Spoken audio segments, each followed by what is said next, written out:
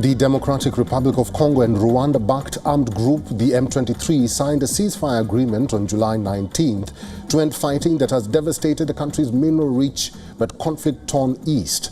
And now both governments in Kinshasa and Kigali say they are committed to reaching a peace deal with the M23 coalition, and that the administration in the DRC will restore the authority of the state, but there are concerns over the fragility of the truce. Here now is our cover report.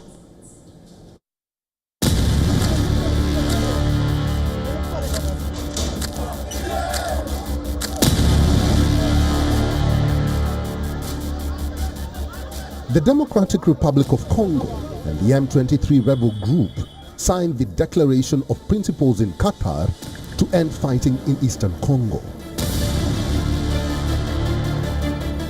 It was signed on July 19th between representatives of both sides in Doha.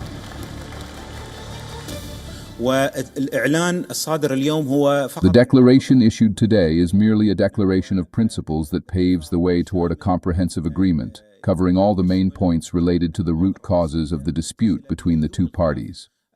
Therefore, our efforts will not stop after today's declaration. Working teams will continue their work in pursuit of the ultimate goal, the signing of a general and comprehensive agreement between the two parties.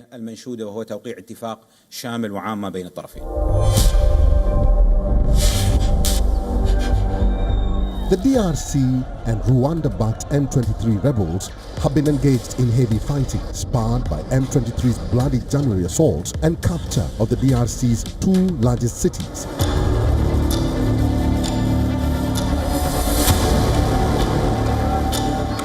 The decades-long conflict has roots in the 1994 Rwandan genocide, with M23 made up primarily of ethnic Tutsi fighters. The Congolese fighting has killed thousands and displaced hundreds of thousands more this year, while escalating the risk of a full-blown regional war. Several of DRC's neighbors already have troops deployed in the volatile region. Les forces de défense du Rwanda. Rwanda's defense forces, in support of their M23 puppet, are continuing their terrorist enterprise on our territory, sowing terror and desolation among our populations. I share your pain and indignation at these barbaric attacks. In March, Qatar brokered a surprise meeting between DRC President Felix Tshisekedi and his Rwandan counterpart Paul Kagame, during which they called for an immediate and unconditional ceasefire. That led to direct talks also in Doha between the DRC and M23. Washington has also hosted talks between the DRC and Rwanda in June. On June 27th, the two countries' foreign ministers signed a peace deal and met with United States President Donald Trump at the White House. Trump warned of very severe penalties, financial and otherwise, if the deal is violated. For us, the urgency of this initiative is not theoretical, it is human. Our common aim is to conclude a comprehensive peace agreement as soon as possible. But there are no shortcuts or quick fixes, and we have to do the hard work to get it done right, once and for all. The development was significant for the people of the country. The situation had been very unstable on the ground before the agreement. In Bukavu, residents reacted with caution, while people in the conflict-hit eastern city of Goma expressed relief.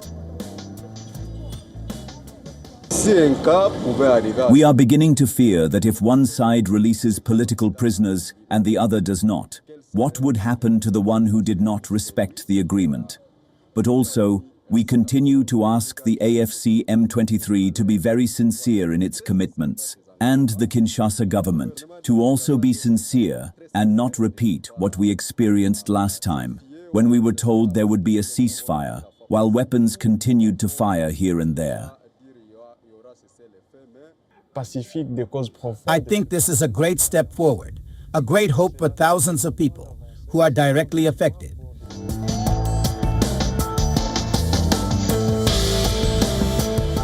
The declaration does not mandate troop withdrawals or resolve confidence-building issues such as prisoner releases or access to banking in rebel-held areas.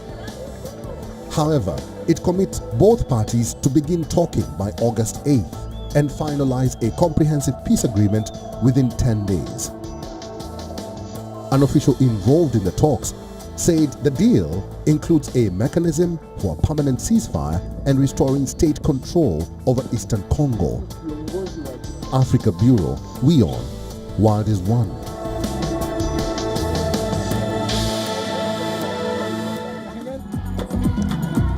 From Central Africa, let's head to the Horn of Africa now. Eritrean President Isaias Afwerki has warned neighbor Ethiopia against launching a new war between the bitter foes. With tensions high in the Horn of Africa region, Eritrea and Ethiopia have a complex and often tense relationship stemming from their shared history, border disputes and periods of conflict. Eritrea was formerly part of Ethiopia before gaining independence in 1993 after a long war. Here's now a report from Asmara.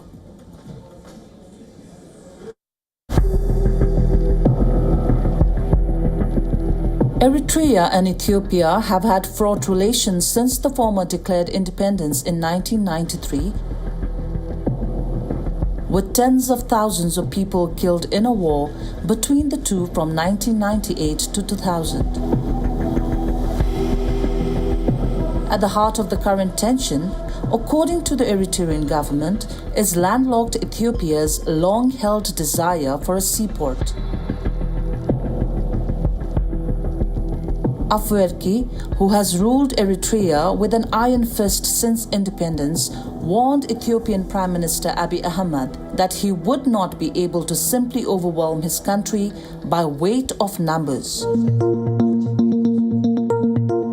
Ethiopia's population is 130 million compared to just 3.5 million people living in Eritrea. The president raised the issue while talking on the country's state television. Referring to Prime Minister Abiy's actions a reckless attempt to divert attention from domestic problems, the Eritrean president said Ethiopia's internal problems must be first addressed and solved. Abiy signed a peace deal with Afwerki shortly after coming to power in 2018.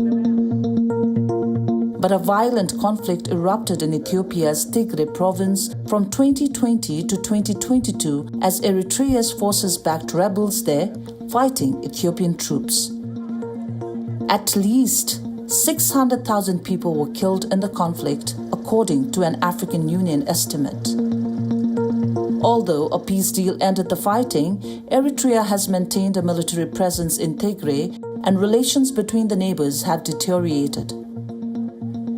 Abiy has repeatedly said Ethiopia must have access to the sea, but by peaceful means. Last month, a report by a US monitoring group accused Eritrea of rebuilding its army and destabilizing its neighbors. Eritrean Information Minister Yemane Gebremeskel criticized the report by NGO The Sentry and blamed the new tension in the region on Ethiopia. Eritrea had been under US arms sanctions that were lifted after the 2018 peace deal. Eritrea is a single-party state which consistently ranks amongst the worst in the world for rights. In last place for press freedom, according to Reporters Without Borders, and 175th out of 183 for human development in 2022, according to the United Nations. Africa Bureau, WION, World is One.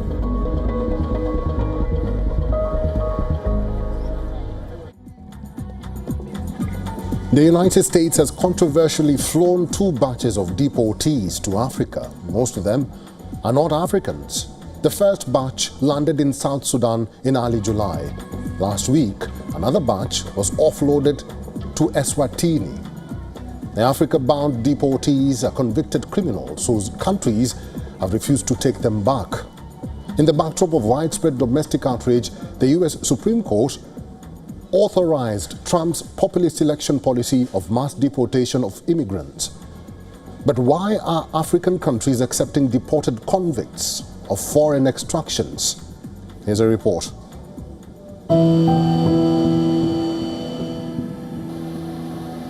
The United States has deported 5 migrants convicted of crimes to the small African kingdom of Eswatini, ruled by an absolute monarch accused of human rights abuses. The deported migrants are nationals of Cuba, Jamaica, Laos, Vietnam, and Yemen. The deportation of migrants to countries which are not their own is part of U.S. President Donald Trump's campaign promise to expel millions of undocumented migrants from the United States. His administration has defended so-called third country deportations as necessary, since the home nations of some of those targeted for removal sometimes refuse to accept them.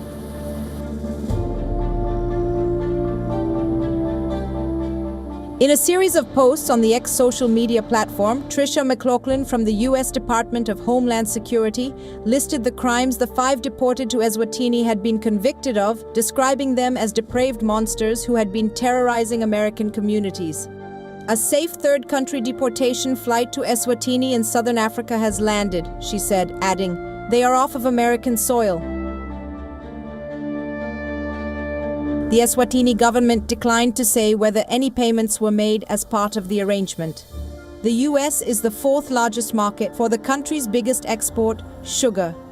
Analysts suggest that Eswatini may be trying to safeguard this trade and avoid the imposition of tariffs.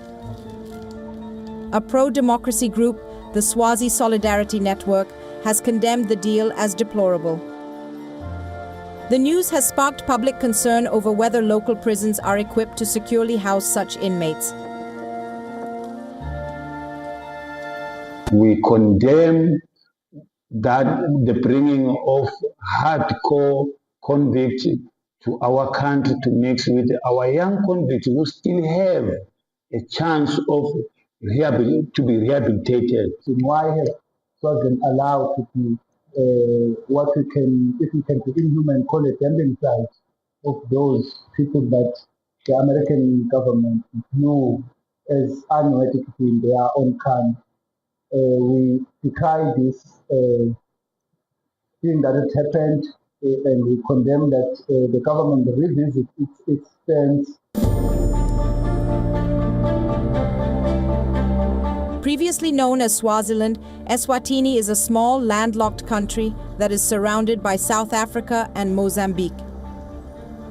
It has been led by King Swati III since 1986. Rwanda has confirmed discussions have taken place, while Benin, Angola, Equatorial Guinea, and Moldova have also been named in media reports as potential recipient countries. South Sudan recently agreed to hold 8 men deported from the U.S. and said they were not in handcuffs and appeared to be in good condition. Africa Bureau, WION World is One. In Uganda, politics often intertwines with spiritual beliefs, as many politicians secretly consult traditional healers or witch doctors in order to give them an edge in their battle for power. Some fear rivals may use witchcraft against them, leading to superstitious behaviors, like avoiding handshakes. Critics, including church leaders, disapprove of these practices, but they remain deeply rooted in cultural traditions. Here's a report from Mbale, eastern Uganda.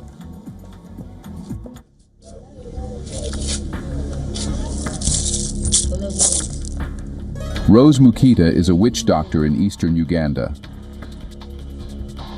In her shrine, an igloo-like structure whose small entrance forces clients to kneel or squat to get in, she demonstrates her practice by shaking calabashes and tossing cowrie shells on the floor. A tobacco pipe is another tool of her trade. She blows smoke while divining the future. It's election season in Uganda, and Mukita's skills are much in demand. An election period, nobody tells with certainty if they are winning an election. So whether it is at the topmost, we cannot rule out that people make a contact here and there, At least they have conduits to the witch doctor, irrespective of the offices, yes. When a person comes and asks me if they will go through or fail, I normally give them some medicine so they can win the election and their opponent will not go through. There are many people coming now because of the election season. In African politics, often marked by bitter feuds along class and ethnic lines, fear of witchcraft can prove explosive. In public, political contests often entail spectacles where rivals rent cars to mount raucous processions in the streets, offering cash and other inducements to voters.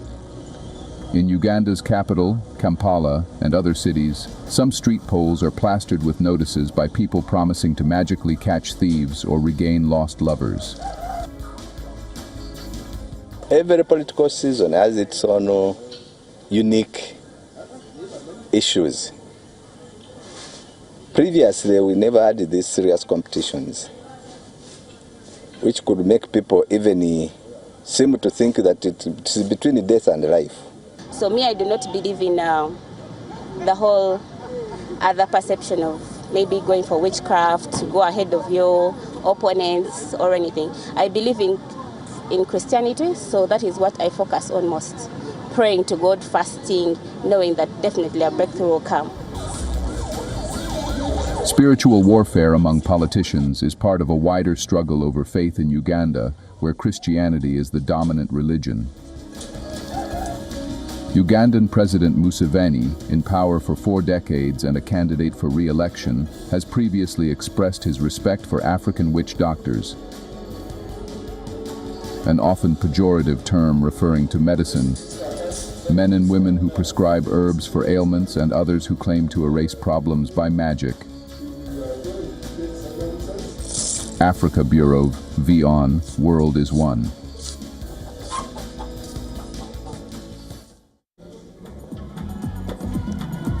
Let's head to North Africa now. In Tunisia, civil society is back in the trenches. 12 years into the Tunisian uprising, the country is standing at a crossroad yet again. What will be the political and economic trajectory for Tunisia under the leadership of the autocratic president Kais Saied? Here's a report from Tunis.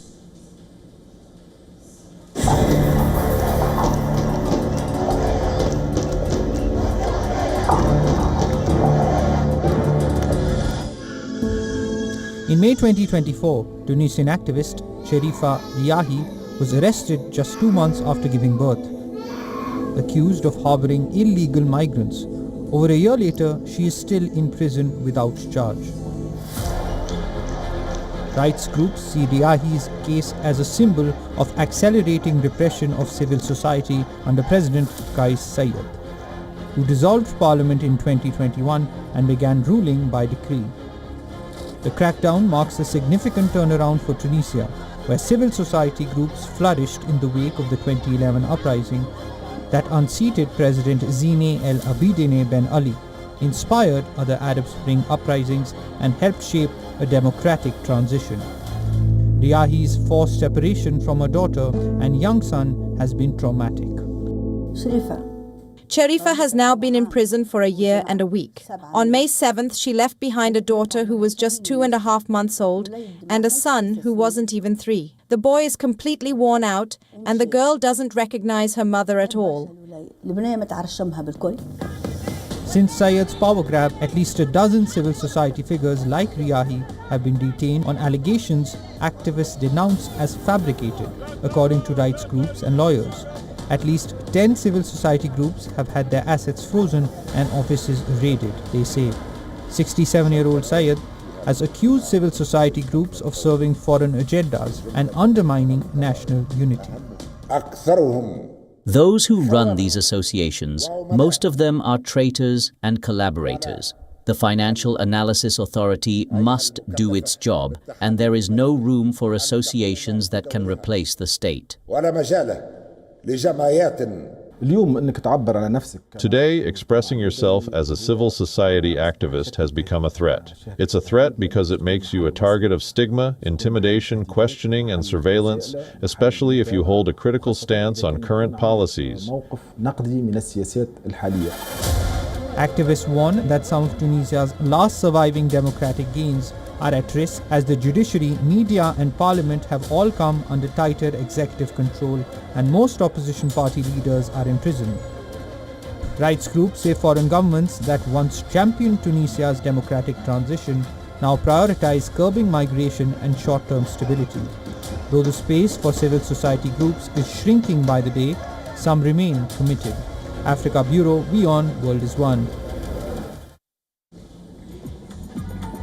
Now wearing floor-length dresses and wrapped around skirts, a group of elderly women jog hand in hand across a field in eastern Uganda, laughing and cheering each other on as they swing cricket bats.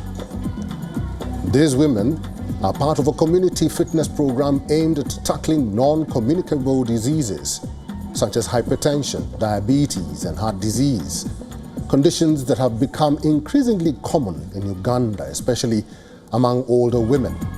Here's their story.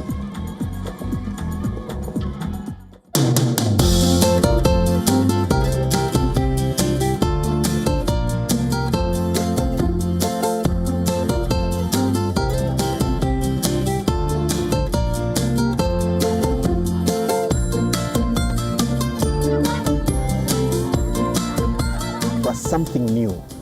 People came out of curiosity to see what's happening here, you know. And of course, there was a service to measure their blood pressure, you know, their sugar levels.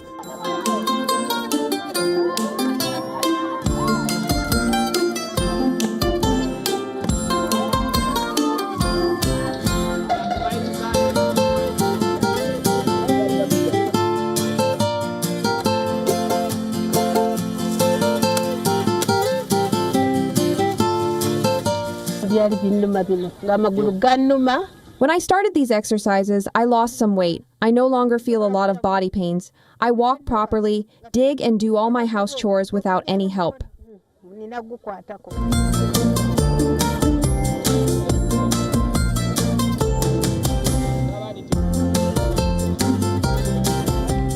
There are certain workouts we take when we know they will help them still keep that physique of kneeling while greeting, digging, because we are in a rural area where basically there are people of the agricultural sector.